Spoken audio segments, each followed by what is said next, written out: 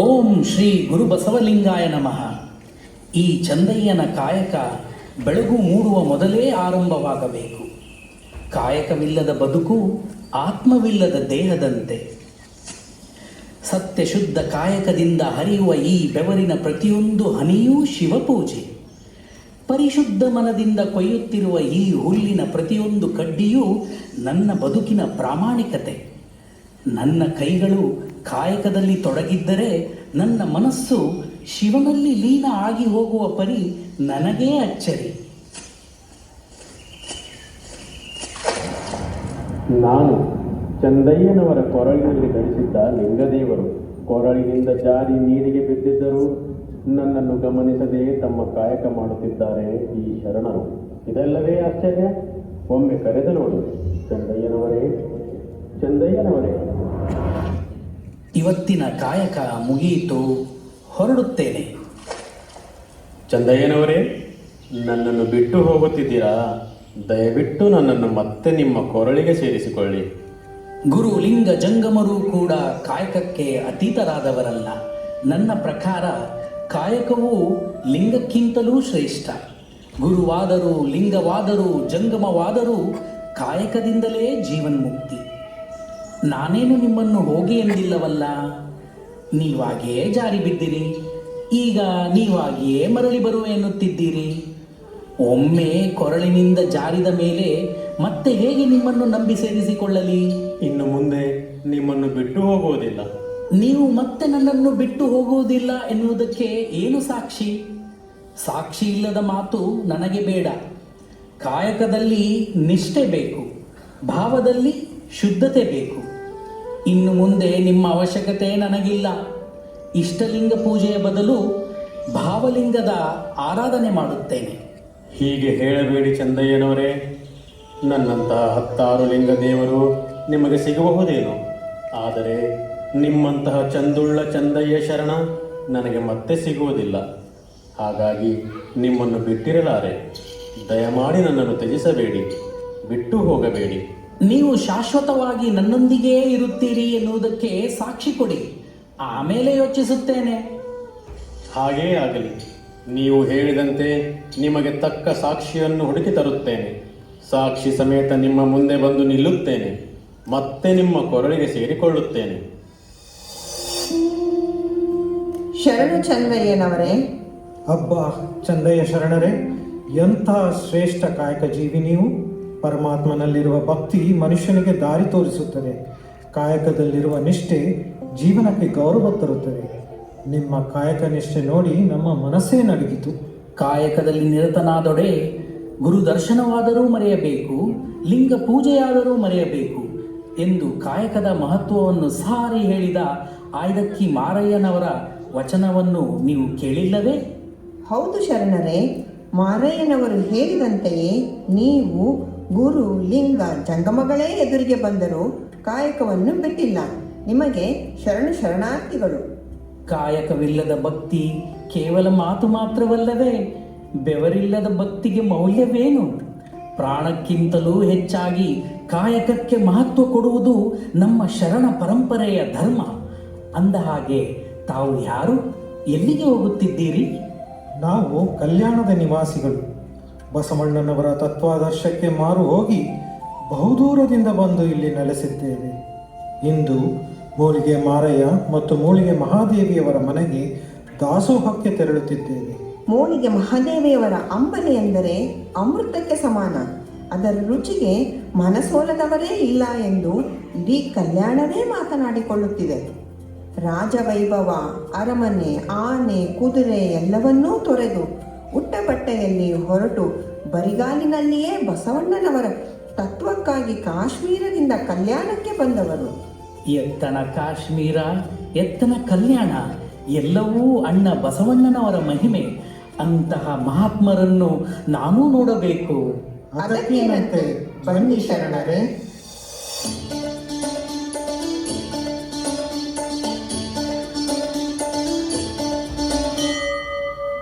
ಮಹಾದೇವಿ, ಮಹಾದೇವಿ, ಕಲ್ಯಾಣದ ಸಂತೆಯಲ್ಲಿ ಕಟ್ಟಿಗೆಯನ್ನು ಮಾರಿ ಬಂದ ಹಣದಲ್ಲಿ ದಾಸೋಹಕ್ಕೆ ಬೇಕಾದ ಪದಾರ್ಥಗಳನ್ನು ತಂದಿದ್ದೇನೆ, ತೆಗೆದುಕೊ. ದಾಸೋಹದ ಸಿದ್ಧತೆ ಮಾಡಿಕೊ. ಅಷ್ಟರೊಳಗೆ ನಾನು ಕಲ್ಯಾಣಿಯಲ್ಲಿ ಜಳಕ ಮಾಡಿ ಬರುತ್ತೇನೆ. ಹಾಗೇ ಆಗಲಿ, ಹೋಗಿ ಬನ್ನಿ. ನೀವು ಬರುವಷ್ಟರಲ್ಲಿ ಅಡುಗೆ ಸಿದ್ಧ ಮಾಡಿ ಇಷ್ಟಲಿಂಗ ಪೂಜೆಗೂ ಅಣಿ ಮಾಡಿ ಇಡುತ್ತೇನೆ. ಜಾಣೆ, ಅದಕ್ಕೆ ಅಲ್ಲವೇ ನಮ್ಮ ಹಿರಿಯ ಶರಣರು ಹೇಳಿರುವುದು, ಸತಿಪತಿಗಳೊಂದಾದ ಭಕ್ತಿ ಹಿತ ಒಪ್ಪುದು ಶಿವಂಗೆ. ಶರಣರಿಗೆ ಹೊಟ್ಟೆ ತುಂಬ ಅಂಬಲಿ ನೀಡಿ ತೃಪ್ತಿಪಡಿಸಿದರೆ ಅದಕ್ಕಿಂತ ಬೇರೆ ಪುಣ್ಯ ಉಂಟೆ? ತಡ ಮಾಡಬೇಡಿ, ಬೇಗ ಬಂದುಬಿಡಿ. ಹಾಗೇ ಆಗಲಿ ಮಹಾದೇವಿ.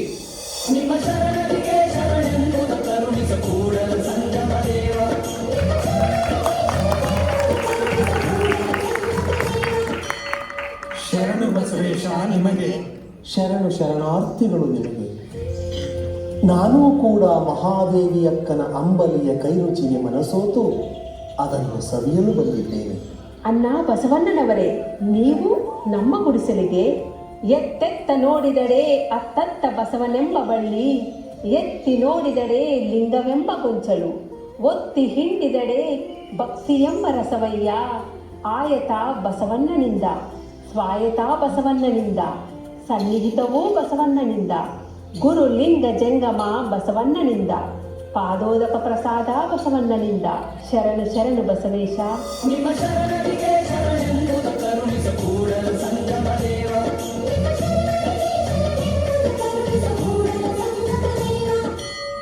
ಪರಮ ಪಾವನ ಬಸವಣ್ಣನವರ ಪಾದಸ್ಪರ್ಶ ಮಾಡಬೇಕೆಂದೇ ಬಹುದೂರದ ಊರಾದ ಕಾಶ್ಮೀರ ಪಟ್ಟಣದಿಂದ ನಾವು ಕಲ್ಯಾಣಕ್ಕೆ ಬಂದಿದ್ದೇವೆ. ಅಂಥದ್ದರಲ್ಲಿ ಇಂದು ನೀವು ನಮ್ಮ ಮನೆಗೆ ಬಂದಿರುವುದು ಬಹಳ ಸಂತೋಷ. ನಮ್ಮ ಮನೆ ಧನ್ಯವಾಯಿತು. ಶರಣರು ಶರಣ ದಂಪತಿಗಳು ಪಾದವಿಟ್ಟ ಮನೆ ಪಾವನವಾಯಿತು. ಮಹಾದೇವಿ ತಾಯಿ, ಮನೆನೋಡ ಬಡವರು ಮನನೋಡ ಘನ ಎನ್ನುವಂತೆ ನಿಮ್ಮ ಪ್ರಾಮಾಣಿಕ ಬದುಕೆ ನಿಮ್ಮ ಅನರ್ಘ್ಯ ಸಂಪತ್ತು. ನಡೆಯಲಿ ಇಷ್ಟಲಿಂಗ ಪೂಜೆ ಮತ್ತು ದಾಸೋಹ. ಓಂ ಶಂಚ ಮೇ ಅಯಶ್ಚ ಮೇ ಪ್ರಿಯಂಚ ಮೇನು ಕಾಮಶ್ಚ ಮೇ ಕಾಮಶ್ಚ ಮೇ ಸೌಮನಸಶ್ಚ ಮೇ ಭದ್ರಂಚ ಮೇ ಶ್ರೇಯಶ್ಚ ಮೇ ವಸ್ಯ.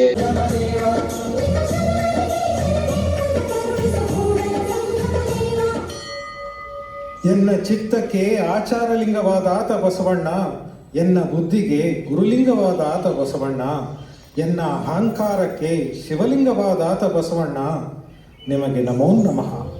ಭಾವಶುದ್ಧಿಯಿಂದ ಮಾಡಿದ ದಾಸೋಹಕ್ಕೆ ಸಮಾನವೇ ಇಲ್ಲ.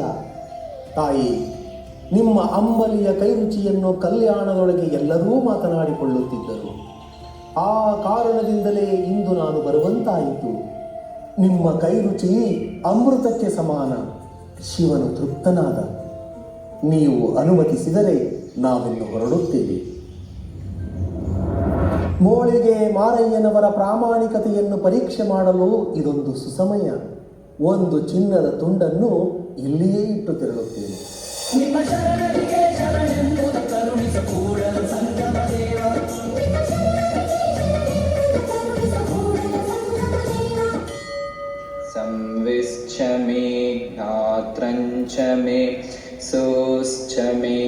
प्रसूश्च मे। ಛೀ, ಮನೆಯಲ್ಲಿ ಏನೋ ಕೆಟ್ಟ ವಾಸನೆ ಬರುತ್ತಿದೆ. ಎಲ್ಲಿ? ಆ ಮೂಲೆಯಲ್ಲಿ ಏನೋ ಕೊಳಕು ಬಿದ್ದಿರಬೇಕು. ಒಂದು ಕೋಲನ್ನು ತೆಗೆದುಕೊಂಡು ಬಾ. ಇಲಿಯೋ ಹೆಗ್ಗಣವೋ ಸತ್ತು ಬಿದ್ದಿರಬೇಕು. ಅದು ಚಿನ್ನದ ತುಂಡು ಅನಿಸುತ್ತದೆ. ಪಾರದನ ಎಂದರೆ ಸತ್ತ ಹೆಗ್ಗಣಕ್ಕಿಂತ ಹೀನ. ಸದ್ಯ ಈಗ ಮನಸ್ಸಿಗೆ ಸಮಾಧಾನವಾಯಿತು. ಕಾಯಕದಿಂದ ಬಂದದ್ದೇ ಶುದ್ಧ, ಬೇರೆಲ್ಲವೂ ಮನಸ್ಸಿಗೆ ಮಲಿನ.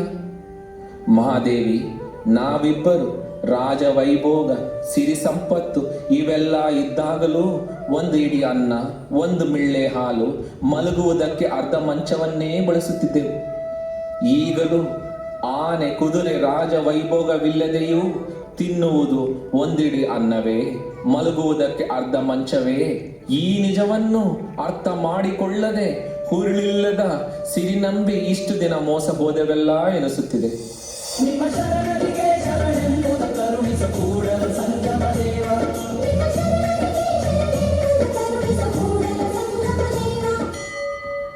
ಕಲ್ಯಾಣದ ಶರಣರಲ್ಲಿ ಉನ್ನತ ವ್ಯಕ್ತಿತ್ವ ಸಾಧಿಸಿದ ಹೆಗ್ಗಳಿಕೆ ಮೋಳಿಗೆ ಮಾರಯ್ಯ ದಂಪತಿಗಳದ್ದು.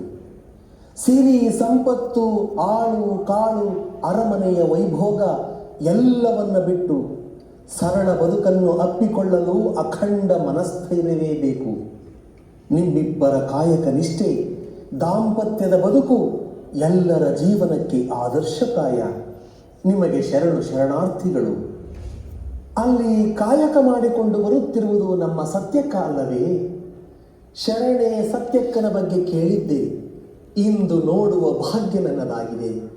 ಇರಲಿ, ನಾನು ಇಲ್ಲೇ ಮರೆಯಲ್ಲಿ ನಿಂತು ಸತ್ಯಕ್ಕನ ಕಾಯಕ ನಿಷ್ಠೆಯನ್ನು ಕಣ್ತುಂಬಿಸಿಕೊಳ್ಳುತ್ತೇನೆ.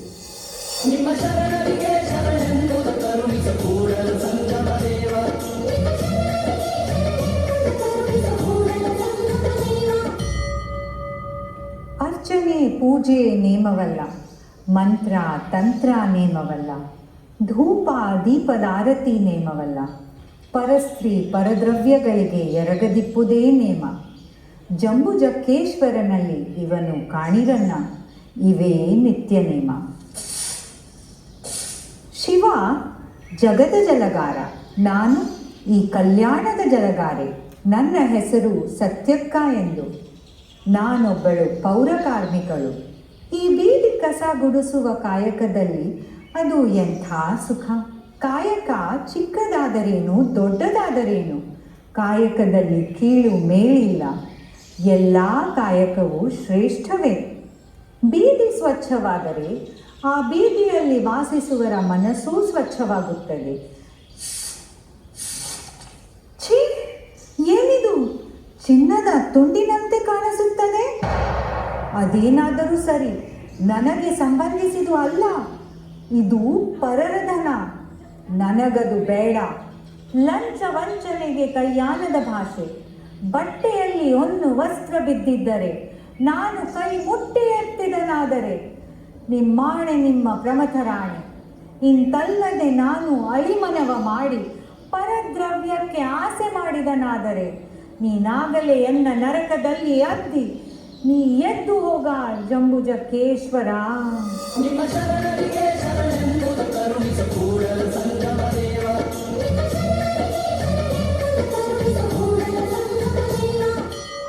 ಸ್ತ್ರೀಯರಲ್ಲಿ ಇಂತಹ ತತ್ವಜ್ಞಾನ. ಯಾವ ಮಹಿಳೆಗೆ ಆತ್ಮವೇ ಇಲ್ಲ ಎಂದಿದ್ದರೋ, ಯಾವ ಹೆಣ್ಣು ಅಡುಗೆ ಮನೆಗೆ ಸೀಮಿತ ಎಂದಿದ್ದರೋ, ಆ ಮಹಾಮಾತೆಯರು ಸಮಾಜದ ಮುನ್ನೆಲೆಗೆ ಬಂದು ಅಕ್ಷರ ಕಲಿತು ವಚನ ರಚಿಸಿ ದಾಸೋಹಕ್ಕೆ ಅಳಿದು ಉಳಿದಿದ್ದು ನೆಲದ ಮೇಲೆ ಚೆಲ್ಲಾಪಿಲ್ಲಿಯಾಗಿ ಚೆಲ್ಲಿದ ಧಾನ್ಯವಿದು. ಏನಂದಿರಿ? ಅಗತ್ಯಕ್ಕಿಂತ ಹೆಚ್ಚಾಗಿ ತಂದಿದ್ದೀರಾ? ಅದಕ್ಕೇನಂತೆ, ನಮಗೆ ನಾಳೆಗೂ ಆಗುತ್ತದಲ್ಲವೇ? ಶಿವ ಶಿವ, ಶಿವಶರಣರ ಮನಸ್ಸಿನಲ್ಲಿ ಇಂತಹ ಆಸೆ ಹುಟ್ಟಬಾರದು. ಆಸೆ ಎಂಬುದು ಅರಸಿಂಗಲ್ಲದೆ ಶಿವಭಕ್ತರಿಗುಂಟೆ ಅಯ್ಯ. ರೋಷವೆಂಬುದು ಯಮದೂತರಿಗಲ್ಲದೆ ಅಜಾತರಿಗುಂಟೆ ಅಯ್ಯ. ಈ ಸಕ್ಕಿ ಆಸೆ ನಿಮಗೇಕೆ? ಈಶ್ವರನೊಪ್ಪ. ಮಾರಯ್ಯ ಪ್ರಿಯ ಅಮರೇಶ್ವರ ಲಿಂಗಕ್ಕೆ ದೂರ ಮಾರಯ್ಯ. ಅಗತ್ಯಕ್ಕಿಂತ ಹೆಚ್ಚಾಗಿ ತಂದಿರುವುದು ನಮಗೆ ಬೇಡ. ದುರಾಸೆ ಶರಣರಿಗೆ ಸಲ್ಲದು. ಈ ಹೆಚ್ಚುವರಿ ಅಕ್ಕಿಯನ್ನು ಬಸವಣ್ಣನವರ ಮಹಾಮನೆಯ ಅಂಗಳದಲ್ಲಿ ಸುರಿದು ಬನ್ನಿ. ಇಲ್ಲ, ಇದು ನಾನು ಕಷ್ಟಪಟ್ಟು ದುಡಿದಿದ್ದಕ್ಕೆ ಹೆಚ್ಚುವರಿಯಾಗಿ ಸಿಕ್ಕಿರುವ ಧಾನ್ಯ. ಕಾಳುಗಳನ್ನು ಬಿಡದೆ ಆರಿಸಿಕೊಂಡು ತಂದಿರುವ ಇದರ ಮೇಲೆ ನನ್ನ ಸಂಪೂರ್ಣ ಅಧಿಕಾರವಿದೆ. ಮರಳಿ ನಾನು ಇದನ್ನು ಚೆಲ್ಲಿ ಬರುವುದಿಲ್ಲ. ಮಾರಯ್ಯನವರೇ, ನಿಮ್ಮ ಮುಖವನ್ನು ನೋಡಿದರೆ ನನಗೆ ತಿಳಿಯುತ್ತದೆ. ನೀವು ಒಮ್ಮನವ ಮೀರಿ ಇಮ್ಮನದಲ್ಲಿ ತಂದಿದ್ದೀರಿ. ಇದು ನಿಮ್ಮ ಮನವೋ, ಬಸವಣ್ಣನವರ ಅನುಮಾನದ ಚಿತ್ತವೋ? ಈ ಮೊದಲು ನೀವು ಪ್ರತಿನಿತ್ಯವೂ ಬಸವಣ್ಣನವರ ಮನೆಯ ಅಂಗಳದಿಂದ ದಾಸೋಹಕ್ಕೆ ಬೇಕಾಗುವಷ್ಟು ಅಕ್ಕಿಯನ್ನು ಆಯ್ದು ತರುತ್ತಿದ್ದುದು ನಮಗೆ ಸಾಕಾಗುತ್ತಿತ್ತು. ಮನಸ್ಸಿಗೆ ನೆಮ್ಮದಿಯನ್ನೂ ನೀಡುತ್ತಿತ್ತು. ನಮ್ಮಂತೆಯೇ ಆಯ್ದಕ್ಕಿಯಿಂದ ದಾಸೋಹ ಮಾಡುವವರ ಪಾಲಿಗೆ ದೊರೆಯಬೇಕಾಗಿದ್ದ ಅಕ್ಕಿಯನ್ನು ಹೆಚ್ಚಿನ ಆಸೆಗೆ ಒಳಗಾಗಿ ನಾವು ತಂದು ಬಳಸುವುದು ಸರಿಯಲ್ಲ. ತೆಗೆದುಕೊಳ್ಳಿ, ಹೆಚ್ಚಾದ ಅಕ್ಕಿಯನ್ನು ಅಲ್ಲಿಯೇ ಸುರಿದು ಬನ್ನಿ. ಕ್ಷಮಿಸು ಲಕ್ಕಮ್ಮ, ನನ್ನ ತಪ್ಪಿನ ಅರಿವಾಗಿದೆ. ಈಗಲೇ ಈ ಧಾನ್ಯವನ್ನು ಮಹಾಮನೆಯ ಅಂಗಳದಲ್ಲಿ ಸುರಿದು ಬರುತ್ತೇನೆ.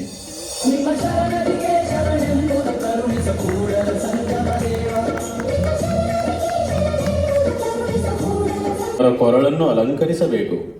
ಚಂದಯ್ಯ ಶರಣರ ಕಾಯಕ ನಿಷ್ಠೆಯನ್ನು ಗೌರವಿಸಿ ನಾನು ಹೆಚ್ಚು ಹಣ ಕೊಟ್ಟೆ. ಆದರೆ ಅವರ ಸತ್ಯನಿಷ್ಠೆ ಅದೆಷ್ಟು ಉನ್ನತವಾಗಿದೆ ಎಂಬುದು ಈಗ ಸ್ಪಷ್ಟವಾಯಿತು. ಚಂದಯ್ಯ ಶರಣರೇ, ನಿಮ್ಮ ಕಾಯಕ ತತ್ವ ಇಡೀ ಕಲ್ಯಾಣ ಪಟ್ಟಣಕ್ಕೆ ಹೊಸ ಸತ್ವವನ್ನು ತುಂಬಿಕೊಟ್ಟಿದೆ. ಈ ಲಿಂಗದೇವರು ನಿಮ್ಮನ್ನು ಬಿಟ್ಟು ಇರಲಾರರು. ಕಾಯಕವನ್ನು ಉಸಿರಾಗಿಸಿಕೊಂಡ ಗುರು ಲಿಂಗ ಜಂಗಮಗಳ ಸಂಗಮದಿಂದ ಶರಣ ಜೀವನ ಪೂರ್ಣಗೊಳ್ಳುತ್ತದೆ. ದಯವಿಟ್ಟು ಲಿಂಗದೇವರನ್ನು ಸ್ವೀಕರಿಸಿ. ಲಿಂಗಕ್ಕೆ ರೂಪ ಸಲ್ಲಿಸುವೆ, ಜಂಗಮಕ್ಕೆ ರುಚಿಯ ಸಲ್ಲಿಸುವೆ, ಕಾಯಕ್ಕೆ ಶುದ್ಧ ಪ್ರಸಾದವ ಕೊಂಬೆ, ಪ್ರಾಣಕ್ಕೆ ಸಿದ್ಧ ಪ್ರಸಾದವ ಕೊಂಬೆ. ನಿಮ್ಮ ಪ್ರಸಾದದಿಂದ ಧನ್ಯಳಾದೆನು ಕಾಣ ಚೆನ್ನಮಲ್ಲಿಕಾರ್ಜುನಯ್ಯ. ನಿಮ್ಮ ಪ್ರಾಮಾಣಿಕತೆ ಶಿವಶರಣರ ಮಾರ್ಗದ ಬೆಳಕಾಗಿದೆ ಚಂದಯ್ಯನವರೇ. ನಿಮ್ಮ ದರ್ಶನದಿಂದ ನನ್ನ ತನು ಮನಗಳು ಪಾವನವಾದವು. ದಯವಿಟ್ಟು ಲಿಂಗದೇವರನ್ನು ಧರಿಸಿಕೊಳ್ಳಬೇಕೆಂದು ಕೈ ಮುಗಿದು ಪ್ರಾರ್ಥಿಸುವೆ. ಈ ಕಾರ್ಯ ನಮ್ಮ ಚನ್ನಬಸವಣ್ಣನವರಿಂದಲೇ ನೆರವೇರಲಿ. ಅನುಭವ ಮಂಟಪದ ಮಹಾಶರಣರ ಆದೇಶವನ್ನು ಗೌರವದಿಂದ ಸ್ವೀಕರಿಸುತ್ತೇನೆ. ಚಂದಯ್ಯ ಶರಣರು ಸತ್ಯದ ಮಾರ್ಗದಲ್ಲಿ ನಡೆಯುವ ಮಹಾಶರಣರು. ಕಾಯಕ್ಲೇಶದಿಂದ ತನುಮನ ಬಳಲಿ ಧನವ ಗಳಿಸಿ ಗುರುಲಿಂಗ ಜಂಗಮಕ್ಕೆ ವೆಚ್ಚಿಸಿ ದಾಸೋಹ ಮಾಡುವ ಭಕ್ತನ ಪಾದವ ತೋರಯ್ಯ ನಿಮ್ಮ ಧರ್ಮ. ಅದೇಕೆಂದಡೆ ಆತನ ತನು ಶುದ್ಧ, ಆತನ ಮನ ಶುದ್ಧ, ಆತನ ನಡೆ ನುಡಿ ಪಾವನ. ಇಂತಿವರೆಗೆ ನಮೋ ನಮೋ ಎಂಬೆ ಕೂಡಲ ಚಂದ ಸಂಗಯ್ಯ. ಹಗಲಿರುಳು ನಾನು ಹಾರೈಸುತ್ತಿದ್ದ ಕ್ಷಣಗಳು ನಿಮ್ಮ ಕಾರಣದಿಂದ ಕಣ್ಣೆದುರು ಬಂದಂತಾಯಿತು ಚಂದಯ್ಯನವರೇ. ಈ ಶುಭ ಕ್ಷಣದಲ್ಲಿ ಲಿಂಗಧಾರಣೆ ನೆರವೇರಲಿ. ಶಂಚ ಮೇ ಅಯಶ್ಚ ಮೇ ಪ್ರಿಯಂಚ ಮೇನು ಕಾಮಶ್ಚ ಮೇ ಕಾಮಶ್ಚ ಮೇ ಸೌಮನಸಶ್ಚ ಮೇ.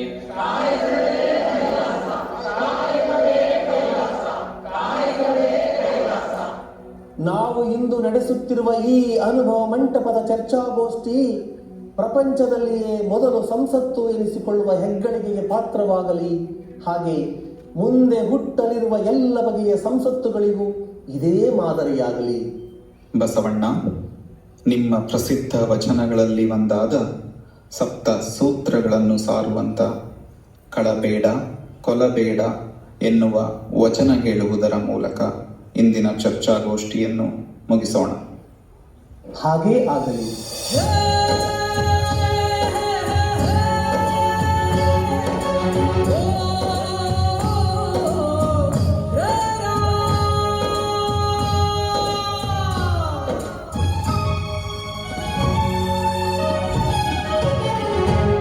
ಕಳಬೇಡ ಕೊಲಬೇಡ, ಕಳಬೇಡ ಕೊಲಬೇಡ,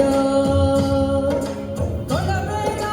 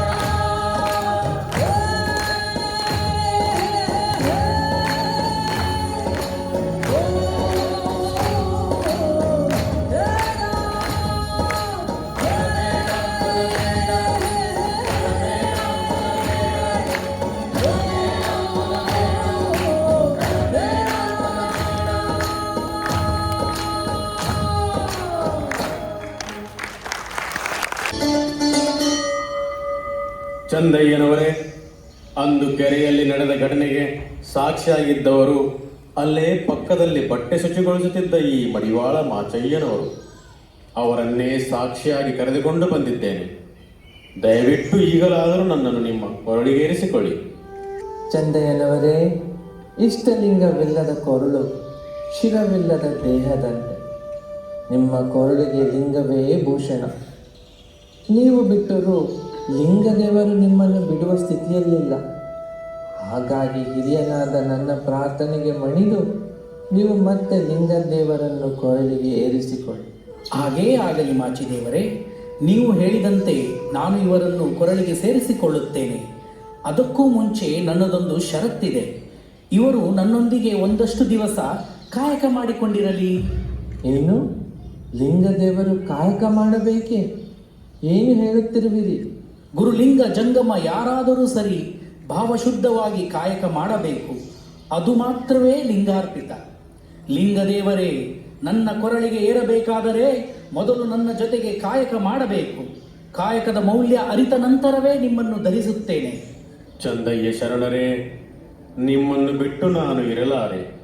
ನೀವು ಹೇಳಿದಂತೆ, ನೀವು ಹೇಳಿದಷ್ಟು ದಿನ ನಿಮ್ಮೊಂದಿಗೆ ಕಾಯಕ ಮಾಡುತ್ತೇನೆ. ಹಾಗಾದರೆ ಇಂದಿನಿಂದ ಕೆರೆಯ ದಂಡೆಯಲ್ಲಿ ಹುಲ್ಲನ್ನು ಕತ್ತರಿಸಿ ಹದ ಮಾಡಿ ಹಗ್ಗವನ್ನು ನೂಲುವುದು ನನ್ನ ಕಾಯಕವಾದರೆ, ಅದನ್ನು ಸಂತೆಗೆ ತೆಗೆದುಕೊಂಡು ಹೋಗಿ ಮಾರಿಕೊಂಡು ಬರುವುದು ನಿಮ್ಮ ಕರ್ತವ್ಯವಾಗಲಿ. ಆದರೆ ನೆನಪಿರಲಿ, ಕಾಯಕದಲ್ಲಿ ನಿಷ್ಠೆ ಮತ್ತು ಪ್ರಾಮಾಣಿಕತೆಯೊಂದಿಗೆ ನಿಮ್ಮ ಕಾಯಕ ನಡೆಯಲಿ. ಹಾಗೇ ಆಗಲಿ.